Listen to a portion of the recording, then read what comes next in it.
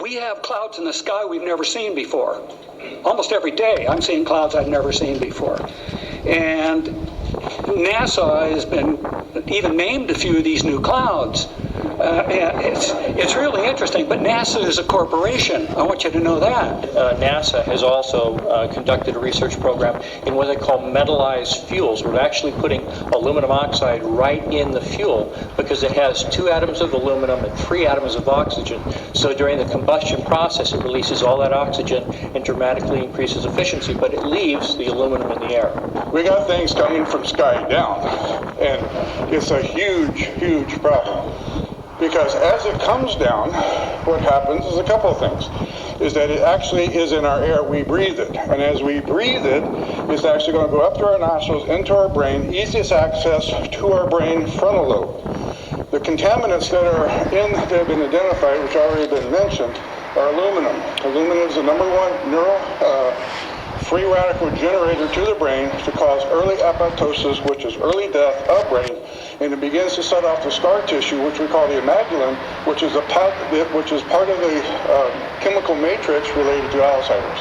I'm a neurologist practicing in Reading for 17 years, and in the past 5 years, I've seen the number of patients with Alzheimer's disease, Parkinson's, and other neurodegenerative diseases tremendously increase, almost quadruple.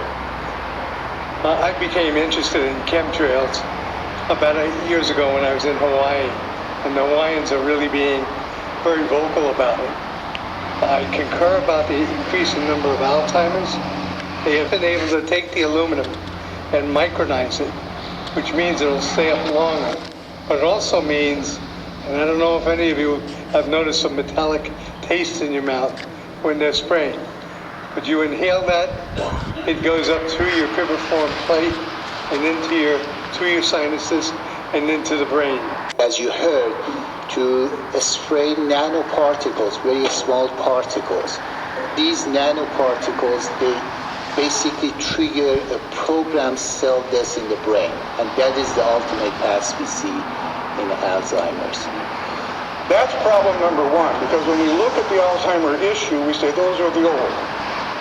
The real problem is, and the real scare I have, is as I am a father of 2, I'm a grandfather of 3, so the drama is our children. ADD started in the 70s. Autism was not on the radar.